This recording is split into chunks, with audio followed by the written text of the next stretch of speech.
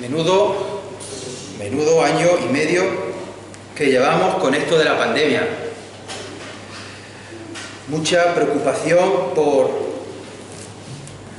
no contagiarnos del virus, y más viendo tanta gente que ha ido al hospital día a día, incluso muriendo.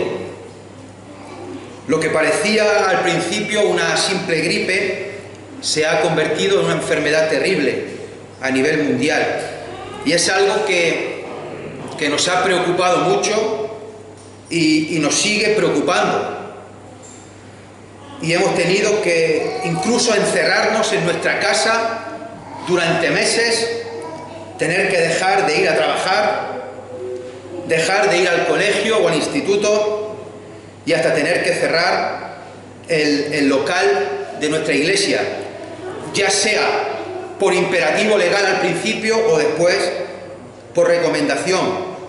Y todavía, pues a día de hoy, seguimos con precauciones, seguimos dejando un banco de distancia, seguimos utilizando mascarilla ahí sentado. De hecho hay un cartel que pone ahí obligatorio el uso de mascarilla, y aquí pues igual que cuando vas a la tienda te pone la mascarilla, si no, no entras. Igual que cuando vas a un banco te pone la mascarilla, no entras. Cuando vas a trabajar te tienes que poner la mascarilla.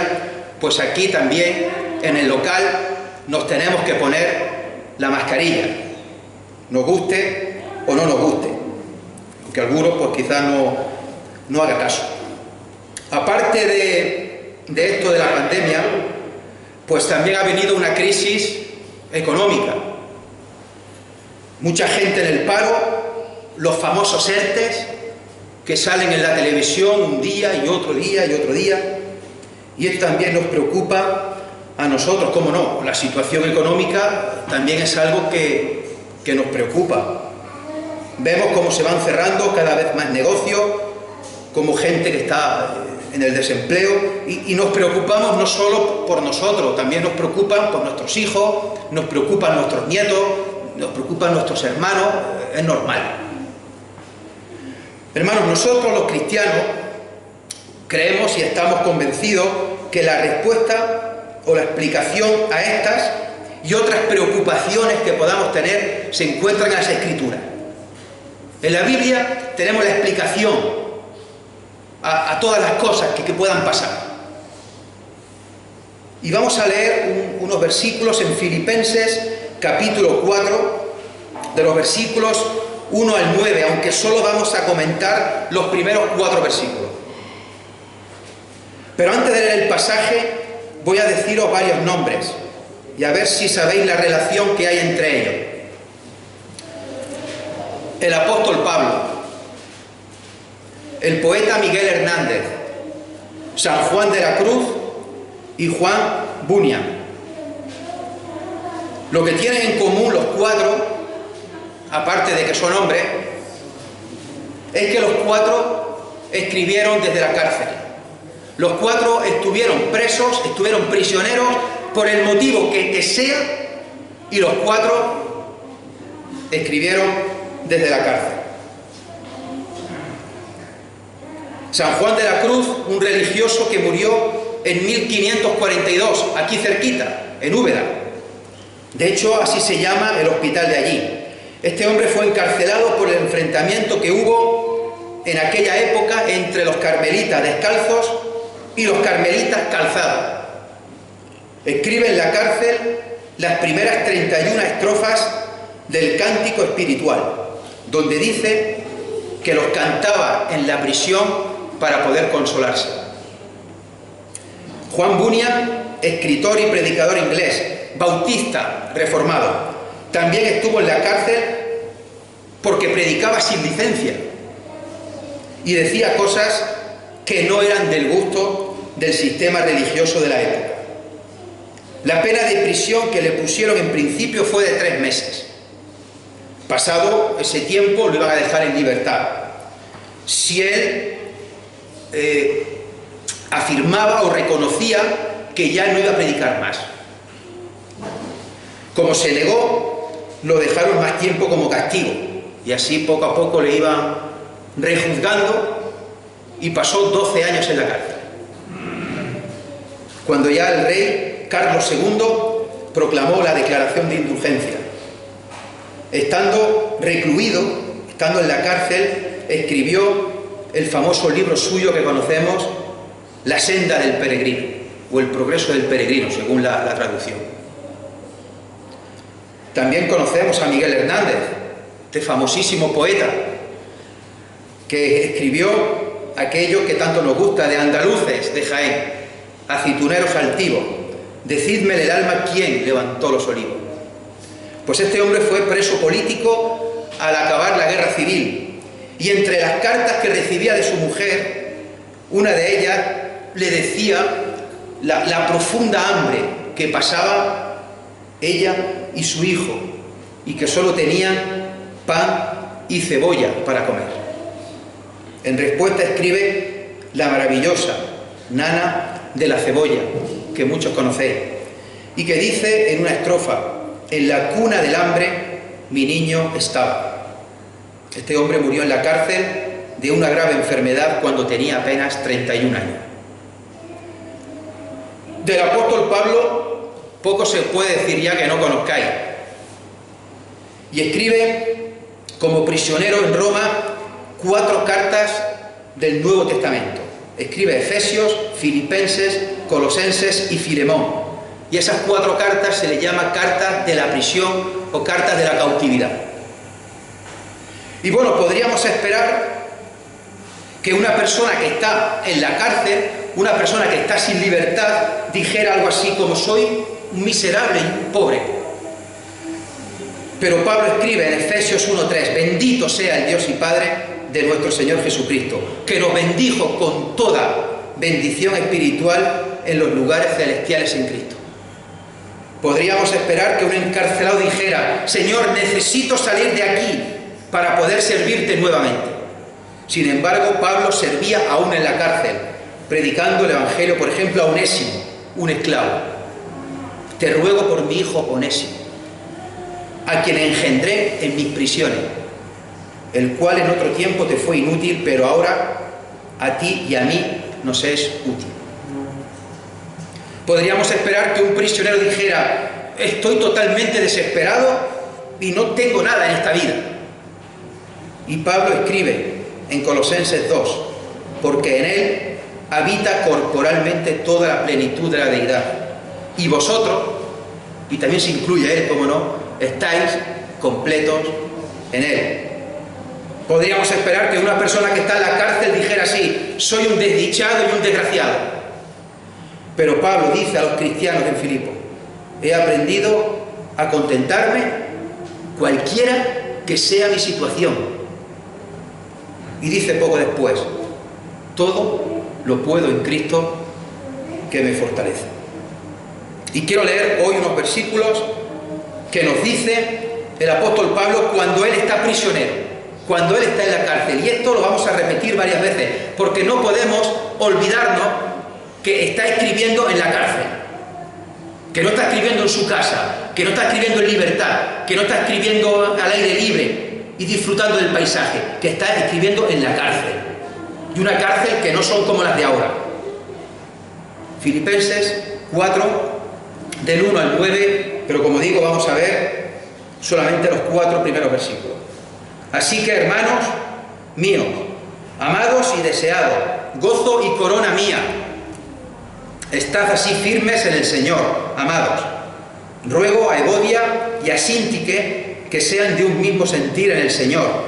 Asimismo te ruego también a ti, compañero fiel, que ayudes a estas que combatieron juntamente conmigo en el Evangelio, con Clemente también, y los demás colaboradores míos, cuyos nombres están en el libro de la vida.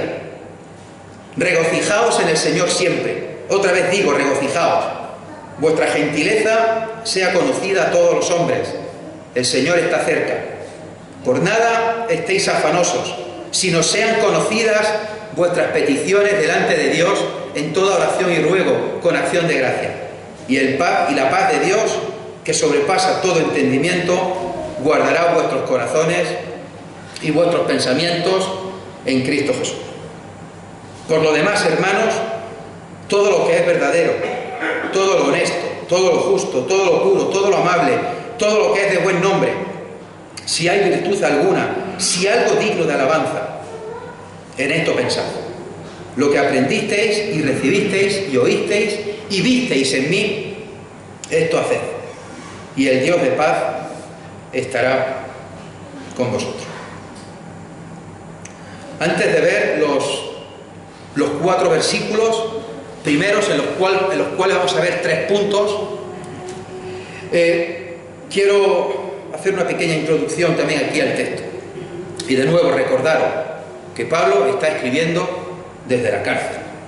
Está privado de libertad, está acusado de algo, está sentenciado por algo y quizá pueda acabar con su vida por eso, como así fue en su caso un poco después, allí decapitado en Roma.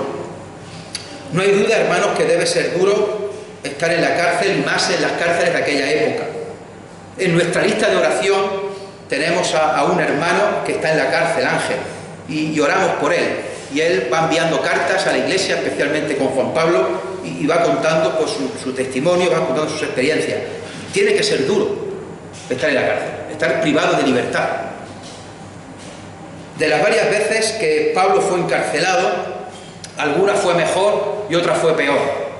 Y digo que fue mejor porque en algunas le permitían visitas, le permitían que pudiera escribir y le permitían el acceso a sus libros, a sus manuscritos. Por eso en una ocasión le pide a un colaborador suyo, a Lucas, tráete el capote y los pergaminos. La capa, porque hacía frío en aquellas húmedas cárceles de Roma, y los pergaminos para poder leer y escribir cartas a los demás. Lógicamente, si él está escribiendo esta epístola, esta carta de Filipenses, se encuentra en una de las prisiones, digamos, no de las peores.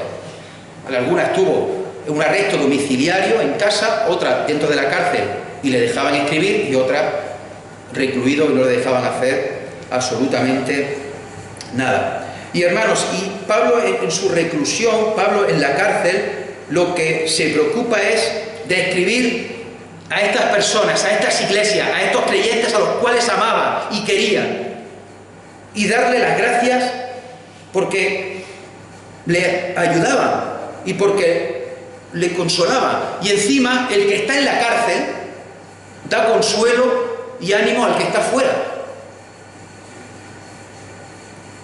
Que seguro que estos creyentes de Filipenses tendrían problemas, seguro, pero muchos estaban fuera, tenían libertad, y el que les está dando ánimo y el que les está dando consuelo está en la cárcel. Y el versículo 1 al principio es realmente precioso. Así que, hermanos míos, amados y deseados, gozo y corona mía.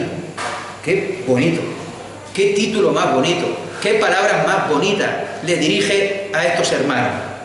Hermanos míos, amados y deseados, gozo y corona mía. Qué amor más grande, qué expresiones más bonitas, qué cercanía, qué afortunados estos cristianos que está diciéndoles el mismísimo apóstol Pablo: corona mía, sois mi corona.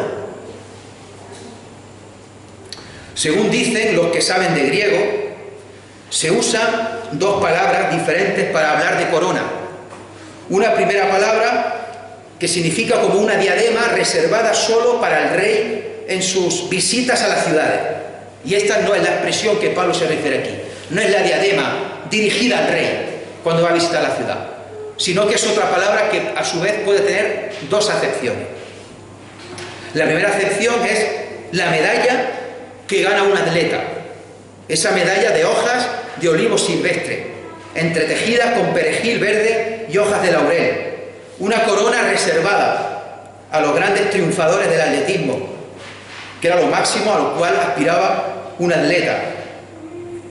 Era como la medalla de oro de los Juegos Olímpicos que se están celebrando ahora, y el que gana una medalla de oro pues es lo máximo, el mejor del mundo. Y el segundo trasfondo, la segunda acepción, es la corona con la que se adornaban a los invitados a un banquete especial. Y hermanos, desde ahora los filipenses son el orgullo de Pablo, son su corona, son su medalla de oro. Su trabajo por ellos no ha sido en vano, ha merecido la pena correr, ha merecido la pena la batalla, ha merecido la pena el sufrimiento, merece la pena la cárcel y merece la pena el esfuerzo. Está realmente orgulloso de ello. No sé si el ejemplo puede ser acertado o no, pero a veces yo como profesor siento algo parecido cuando por el paso de los años ves que un antiguo alumno ha terminado sus estudios y ha hecho una carrera universitaria o ha hecho un ciclo de formación profesional y le va bien en la vida. Como profesor te sientes orgulloso cuando luego vienen a saludarte años después y te cuentan que le va bien en la vida. O mejor aún, y este ejemplo seguro que estáis más de acuerdo conmigo, mejor aún, cuando ves en la iglesia que los niños se hacen mayores, se hacen jóvenes, se hacen adolescentes, se convierten, se bautizan y siguen en los caminos del Señor, siguen en la iglesia. Eso es muchísimo mejor. Y esto es lo que sentía Pablo con estos cristianos de Filipo. Es algo maravilloso, hermanos, cuando un amigo, un conocido, un familiar, alguien de la iglesia acepta a Jesús como su Salvador. Y tras esta preciosa presentación que nos ha servido de introducción, ahora aparece 3 veces la expresión en el Señor. En estos 4 versículos aparece 3 veces en el Señor. Y estos son los 3 puntos que yo quiero compartir con vosotros. Y son, hermanos, no son sugerencias, no son casi ni aplicaciones, son exhortaciones, son mandamientos que tenemos que tener nosotros los creyentes, y me gustaría compartirla con vosotros brevemente. En primer lugar está el versículo 1. Después de la presentación que hemos dicho: así que, hermanos míos amados y deseados, gozo y corona mía, estad así firmes en el Señor. Firmes en el Señor. Y eso es precisamente lo que hacía que Pablo pudiera soportar todo este sufrimiento en la cárcel, porque él estaba firme, y firme en su Señor. Para que nos entendamos, Pablo les está refiriendo que se mantengan como un soldado que está en el fragor de la batalla, resistiendo al enemigo, no retrocediendo, estando firme, manteniendo la posición. Hermanos, a veces es complicado mantenerse firme, ¿verdad? A veces nos puede costar más, a veces nos puede costar menos. Pero, hermanos, nuestra única seguridad en mantenernos firmes está en el Señor. Está en que podemos y sentimos su presencia y su ayuda alrededor nuestro. El cristiano solo puede mantenerse firme cuando está en Cristo. El cristiano solo puede mantenerse firme en el Señor. Si pretendes mantenerte firme por tu propio esfuerzo, por tu propio mérito, por tu propia capacidad, vas a caer. Estar firmes en el Señor. Esta expresión de estar firmes la menciona el apóstol Pablo en numerosas ocasiones, como por ejemplo Romanos 5:2, por quien también tenemos entrada por la fe a esta gracia, en la cual estamos firmes y nos gloriamos en la esperanza de la gloria de Dios. Primera de Corintios 15:58. Así que, hermanos, estad firmes y constantes, creciendo en la obra del Señor siempre, sabiendo que vuestro trabajo en el Señor no es en vano. Primera de Corintios 16:13. Velad, estad firmes, portaos varonilmente y esforzaos. Segunda de Corintios 1:24. No que nos enseñoreemos de vuestra fe, sino que colaboramos para vuestro gozo, porque por la fe estáis firmes. Gálatas 5:1. Estad pues firmes en la libertad con que Cristo nos hizo libres, y no estéis otra vez sujetos al yugo de esclavitud. Efesios 6:11, vestíos de toda la armadura de Dios, para que podáis estar firmes contra las acechanzas del diablo. Versículo 14, estad pues firmes, ceñidos vuestros lomos con la verdad, y vestidos con la coraza de justicia, y calzados los pies con el apresto del Evangelio de la paz. Y continúas. Segunda de Tesalonicenses 2:15, así que hermanos, estad firmes y retened la doctrina que habéis aprendido, sea por palabra o por carta nuestra. Hermanos, la experiencia de todos estos versículos es que el apóstol Pablo, estando en situaciones más difíciles que las que he tenido yo nunca, encarcelado, frío, hambre, apedreado y finalmente ejecutado en Roma, él no se viene abajo, él no se desespera, él no se rinde, él no se resigna, sino que sigue adelante, y él está firme e invita a sus hermanos a seguir firmes, y firmes en el Señor. Y por eso dice en todos estos versículos que hemos leído, firmes en el Señor, firmes en la obra del Señor, firmes en la gracia, firmes en la armadura de Dios, firmes en la fe, firmes en la doctrina. A Dios sea la gloria, hermano. Mantengámonos firmes en el Señor. En segundo lugar, hemos visto versículo 1, firmes en el Señor. En segundo lugar, versículos 2 y 3. Vamos a volver a leerlo. Ruego a Evodia y a Síntique que sean de un mismo sentir en el Señor. Asimismo te ruego también a ti, compañero fiel, que ayudes a estas que combatieron juntamente conmigo en el Evangelio, con Clemente también, y los demás colaboradores míos, cuyos nombres están en el libro de la vida. Ruego a Evodia y a Síntique que sean de un mismo sentir en el Señor. No se sabe mucho del asunto, tampoco vamos a entrar mucho, porque no nos faltaría tiempo y no es cuestión para verlo hoy. Pero hay una pelea entre dos mujeres en la iglesia. Dos mujeres que, como dice el versículo 3 del apóstol Pablo, combatieron juntamente conmigo en el Evangelio, junto con Clemente también y demás colaboradores míos. El caso es que había una disputa entre dos personas, en este caso mujeres, que eran importantes colaboradores de Pablo, y se pide que se pongan de acuerdo, se pide que haya el mismo sentir en el Señor, y se pide a un compañero fiel, no se sabe quién es, podría ser Epafrodito, podría ser Silas, podría ser otra persona, o incluso compañero fiel que fuera el mismo nombre, que se llamara así, pues de hecho Pablo es algo típico suyo usar este juego de palabras. Y también se le pide a un tal Clemente, que tampoco aparece nunca más en las Escrituras, que tanto este compañero fiel como este Clemente hagan un poco de intermediario, de pacificadores.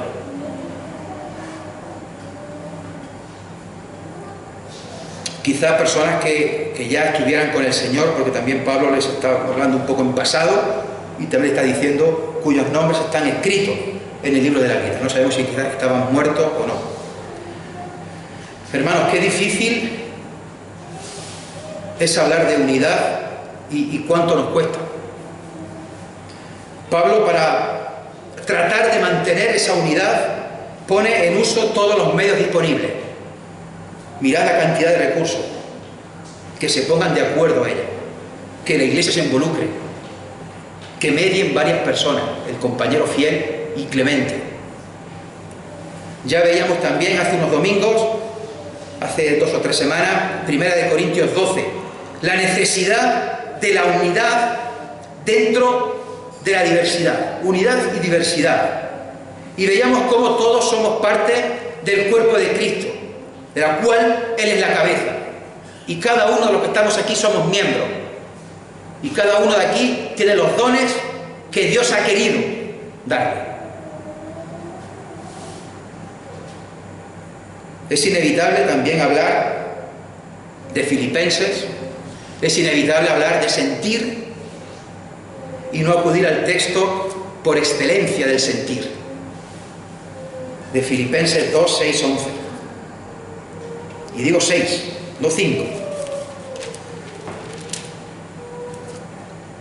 Dice Filipenses 2, 6, el cual, hablando de Jesús, siendo en forma de Dios, no estimó el ser igual a Dios como cosa que aferrarse, sino que se despojó a sí mismo, tomando forma de siervo, hecho semejante a los hombres, y estando en la condición de hombre, se humilló a sí mismo, haciéndose obediente hasta la muerte, y muerte de cruz, por lo cual Dios también le exaltó hasta lo sumo, y le dio un nombre que es sobre todo nombre, para que en el nombre de Jesús se doble toda rodilla de los que están en los cielos y en la tierra y debajo de la tierra, y toda lengua confiese que Jesucristo es el Señor, para gloria de Dios Padre. Me he dejado a propósito el versículo 5, que dice: haya pues en vosotros este sentir que hubo también en Cristo Jesús. Hemos visto: estad firmes en el Señor, mismo sentir en el Señor. Y en tercer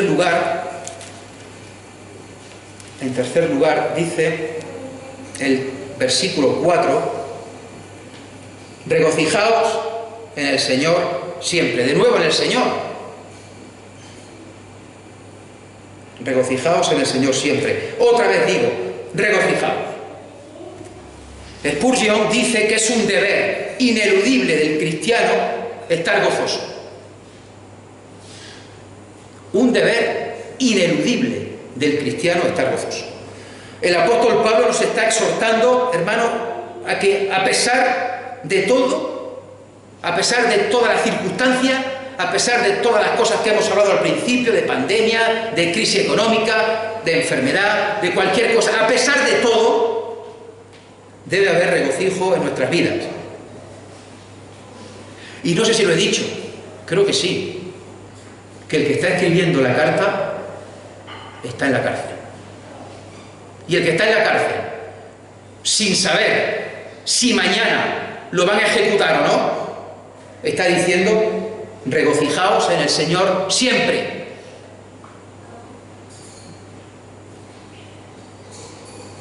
Hermanos, debe de haber regocijo en nuestras vidas. Yo esto que lo leo y lo entiendo, cuesta cumplirlo, o no siempre se puede cumplir. No siempre está uno regocijado en Dios, no siempre, porque a veces los problemas te superan, nos pueden agobiar las dificultades, los sufrimientos, los problemas, las tribulaciones, y seguramente, y sobre todo en mi caso, hablo por mí, por cosas mucho menos graves que lo que le ocurrió al apóstol Pablo.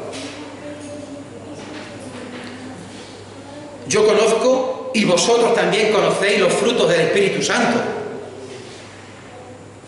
Sé que son amor, gozo, paz, paciencia, benignidad, bondad, fe, mansedumbre y templanza. El segundo es el gozo. Amor, gozo. Hermanos, no basta con conocerlo, no basta con citarlo de carrerilla, porque así nos los aprendimos hace un montón de años. Los frutos hay que sentirlos. Y en el caso que nos ocupa hoy, que es este del gozo, hay que sentir el gozo y hay que sentir el regocijo de Dios siempre. Gozaos en el Señor siempre.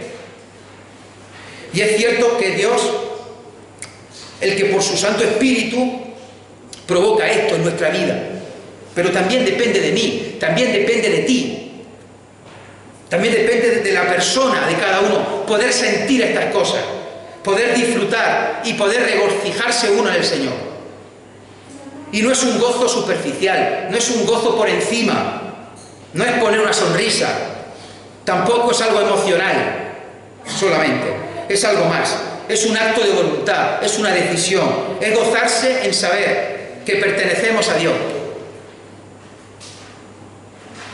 Es gozarse en saber, como ha leído Juan, que voy pues a preparar lugar para vosotros, y que si así no fuera, yo lo habría dicho. Es gozarse en saber que somos sus hijos, es gozarse en saber que somos su pueblo, es saber que Él nos dio vida, es saber que Dios envió a su Hijo Jesucristo para que diese su vida por cada uno de nosotros. Hermanos, es gozarse en momentos difíciles, aunque no te salga.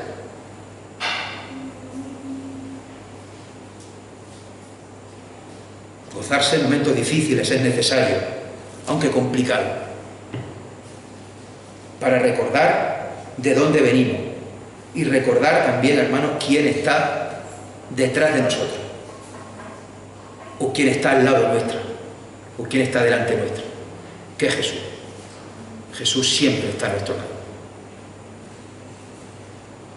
No digo que ya con esto, pues nada, vamos a olvidarnos de todas las preocupaciones y todos los sufrimientos, no. Tampoco estoy diciendo que no vamos a tener o que no vayas a tener preocupaciones, sufrimientos, enfermedades y pérdida de seres queridos, no.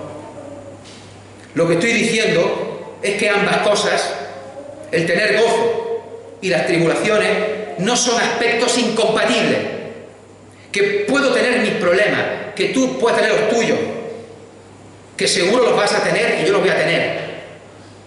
Pero a la vez debemos tener el gozo y el regocijo de Cristo en Cristo, y que sea siempre. Y no es que Pablo me diga, bueno, ahí tienes la posibilidad o la opción de tener gozo. No, más bien el apóstol Pablo nos está diciendo que es mi obligación, es tu obligación, es nuestra obligación sentir ese gozo en nuestro interior.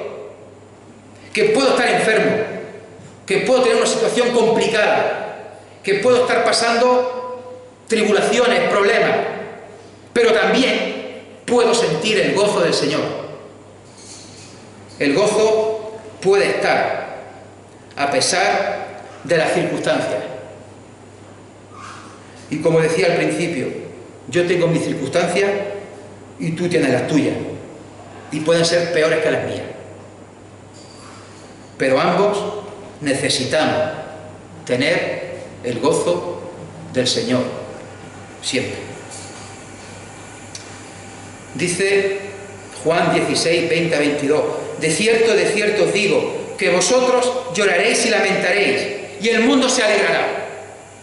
Pero aunque vosotros estéis tristes, vuestra tristeza se convertirá en gozo. Está hablando el Señor Jesús.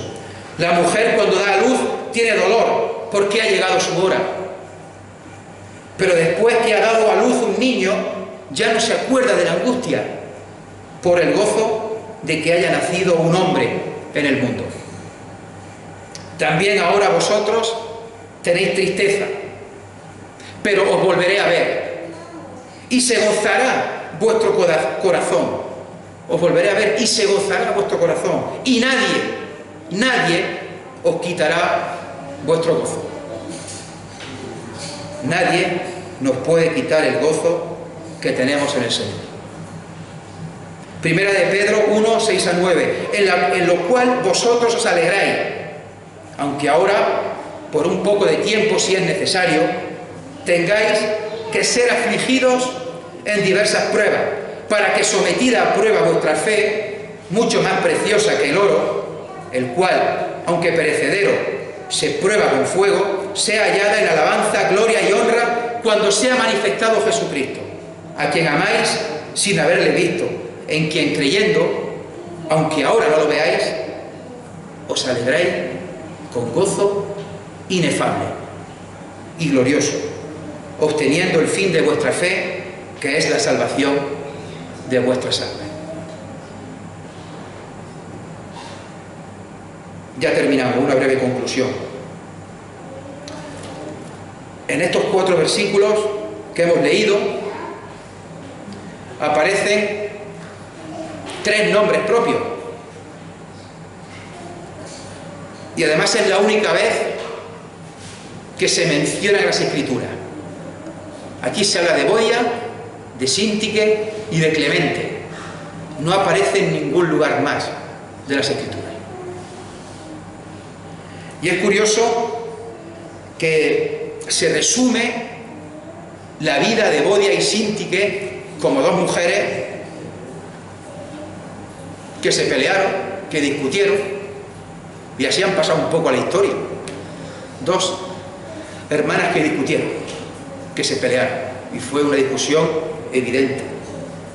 También tenemos a Clemente, un pacificador, un mediador. Hermano, estas 2 mujeres y este hombre estuvieron años y años en la iglesia, en las iglesias, luchando, trabajando para Dios, predicando el Evangelio, esforzándose muchísimo. Pero realmente se les conoce por esto. A ella por peleanta y a él por pacificador. Si tuviera que escribirse tu historia o mi historia en un versículo, en una frase, en 2 frases, ¿qué se diría de ti? ¿O qué se diría de mí? ¿Qué se diría de nosotros? Esto me da mucho que pensar. ¿Cómo pasaríamos a la historia en una frase? Dios quiera que nuestro versículo sea estas 3 cosas que hemos hablado. Que estemos firmes, que nos mantengamos firmes en el Señor. Que tengamos un mismo sentir en el Señor. Y que nos regocijemos siempre en el Señor. Y no olvides, hermano, que la base de tu regocijo no son las circunstancias. No es si te va bien, no es si tienes salud, si tienes trabajo, si tienes dinero. La base de tu regocijo y gozo es la persona del Señor Jesús. A Él sea la gloria. Amén. Señor y Padre, te damos gracias por este día. Gracias, Padre, por poder recordar el sacrificio de Cristo a través de los símbolos. Y también, Señor, por recordar tu palabra. Y es realmente maravillosa ver el concepto del apóstol Pablo, que a pesar de las circunstancias nada agradables, allá en la cárcel, sin saber qué le ocurriría mañana o pasado, él se ocupaba de animar, de exhortar, de fortalecer a los hermanos. Gracias, Padre, por esas hermosas palabras que hemos leído. Gracias, Padre, porque todo se resume de que tenemos que estar en el Señor. Tenemos que estar firmes en el Señor. Tenemos que tener un mismo sentir en el Señor y tenemos que regocijarnos en el Señor siempre. Queremos, Padre, que esta palabra que viene aquí en las Escrituras, que creemos que es inerrante, que es infalible, que no tiene fallo, que la podamos poner en práctica en nuestras vidas. Que no sea un mensaje que escuchemos, nos entre por un oído y nos salga por el otro, sino que pase por el filtro del corazón, retengamos estas palabras y podamos ponerlas en práctica. Señor, que sepamos que separados de ti nada podemos hacer. Y queremos, Señor, mostrar nuestra total dependencia a ti y a tu persona. Queremos, Señor, que tú nos aumentes la fe. Queremos pedirte en oración que nos aumentes la fe, para que podamos seguir creciendo cada día más y más y podamos cada día más y más ir pareciéndonos a nuestro Señor Jesucristo. Te pedimos perdón por las veces que tropezamos, que caemos y que no hacemos las cosas como debemos. Gracias, Padre, porque a pesar de todo eso, tú estás a nuestro lado. Gracias, Padre, porque no podemos decir que estamos solos. Señor, cada uno con nuestras circunstancias, con nuestros problemas. Quiero pedirte que tú ayudes a todos los hermanos que están hoy aquí, cada uno con su situación, que tú los ayudes.